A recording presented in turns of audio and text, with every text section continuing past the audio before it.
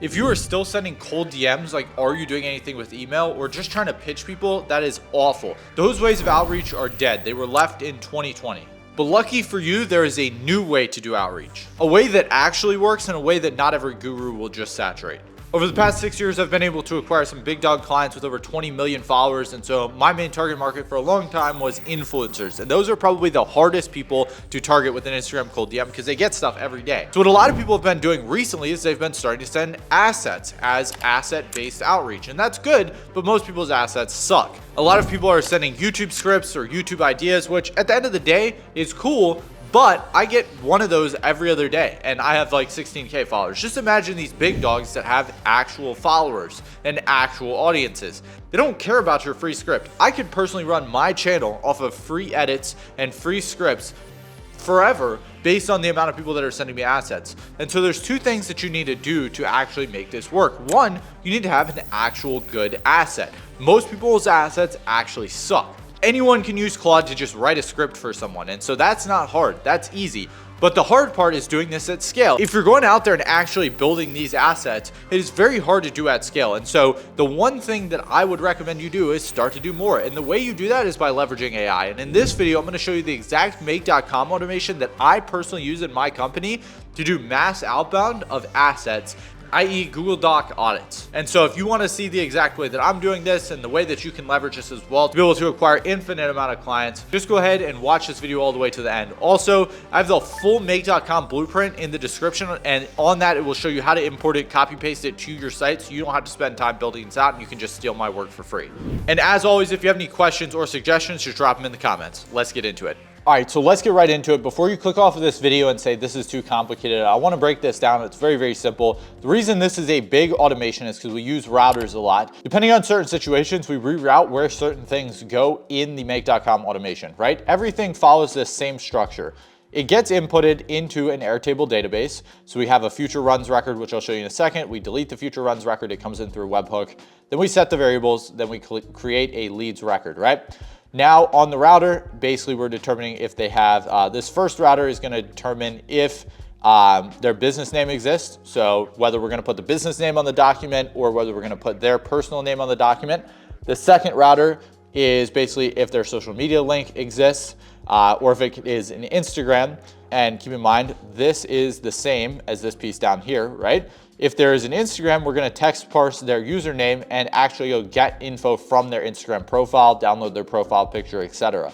If they don't have an Instagram and that's not where we're getting them from, we're basically gonna use this to do research on them and all of these different things. Like for example, this is basically the same as this. There's just a few minor tweaks, right? So the first thing we need to do is go ahead and build out our Airtable database. This is a super simple Airtable database that I built. Kind of looks complicated, but I promise it's not, right? So I'm gonna show you how this kind of works. So first, we're sending these DMs from multiple profiles, right? LinkedIn, Instagram, etc. In theory, there's more profiles in here, but these are the ones that are in here for now.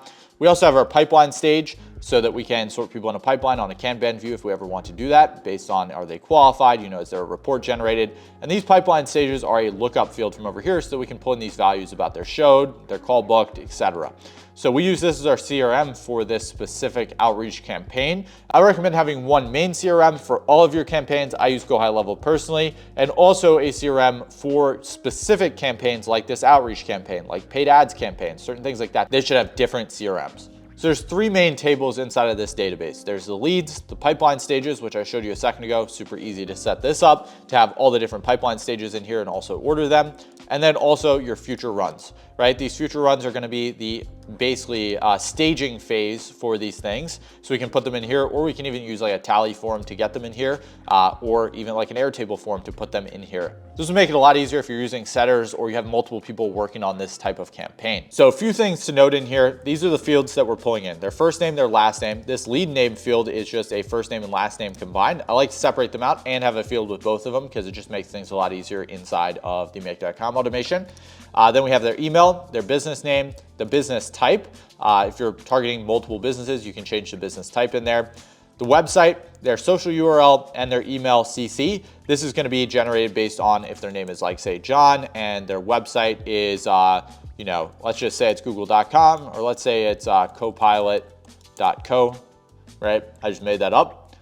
In here, it will basically change this to have copilot.co, John at copilot.co. So this will generate an email if you don't have one, as well as we'll have this primary social URL that we're sending to. So LinkedIn or Instagram or whatever. Whenever we're ready to generate, we can just click this box. So let me fill this in real quick with some sample data and I'll show you what it looks like.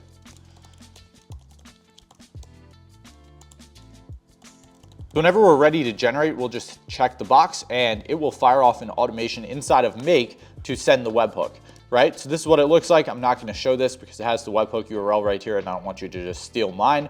But this is the record ID, the webhook URL, and you just need to go into basically ChatGPT and grab this code.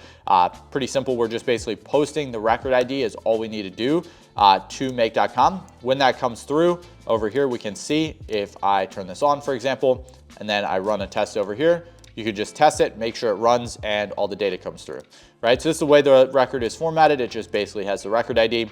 From there, we get that record from Airtable, right? So we're going back to that Airtable to actually get the data of that. And the reason we do this instead of just like a watch Airtable record is because we don't want to use up all of our automation runs here. Then we'll delete that record from the future runs column. We'll set the variables of all the different things that we need, including the GPT model. I'd really like to do this in here so that I can just change it very easily if I ever need to. Month in 5 days. So this is going to be basically to format the month from 5 days from now. This is a portion in our audit where it basically says in this month, I think that you should be able to do a certain amount of revenue. And then obviously we add that in there as well. So that gets added in. Then we create the record in the leads column. So over here in the outreach base, for example, we will now not have it in future runs, but we will have that in the leads column so that we can actually see it here, right? So this transfers all that data over. Then we route that automation. For example, this one had a business name with it.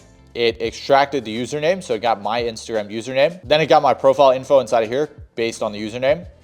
Then it downloaded my profile picture. If that scrape doesn't work, we'll just go ahead and use the regular stuff and just use Perplexity to search it up. And if again, there's no website here and it didn't pick it up here, it pulled something, but it wasn't able to interpret it, we'll just push to Perplexity.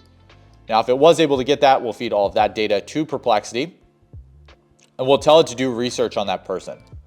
Then we'll create a business snapshot, key bottlenecks, and a strategic recommendation. Then we will create the audit.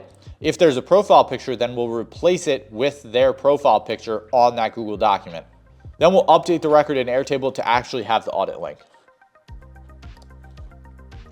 Here's an example of what the audit actually looks like when it's done. It fills certain spots out and it creates a full 7-page document on basically their business and all the different things that could potentially be done about this. Now, high-level tip for the people who have already stayed this far, I would recommend that you record a Loom video going over this, and that's going to be the easiest way to get high caliber clients. You're not going to be able to do as much scale, but the quality is going to be much, much higher than just some random person. Now, as you can see, it pulled in my Instagram profile picture here and did some research on that person, fills out the business snapshot section, the key bottlenecks section, and everything else inside of here.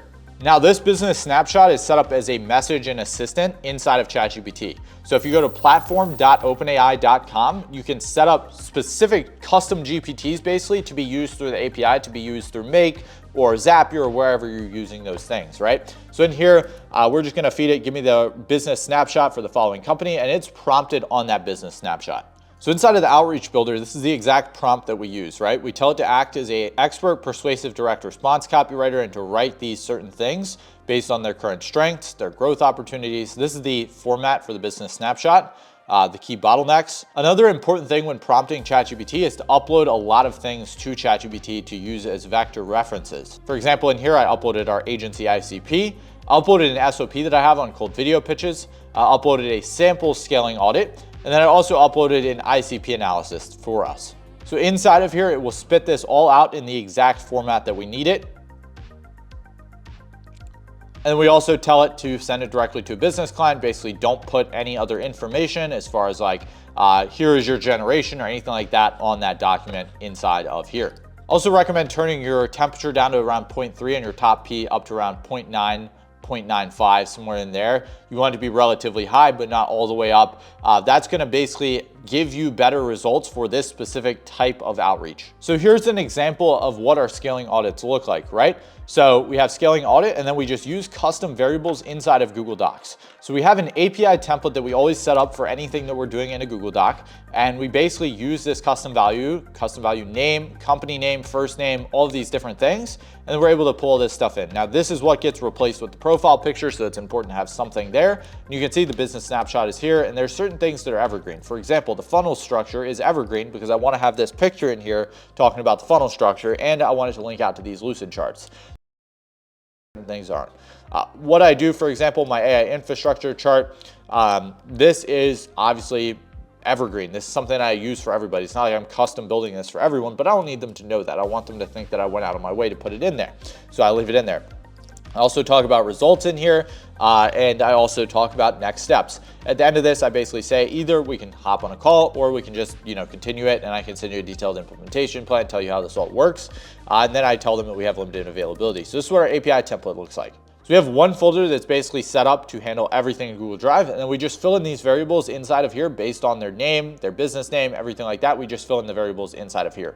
So if you want this exact make.com blueprint so you can start running this exact system today, just go ahead and go down to the first link in the description and go ahead and grab it for free.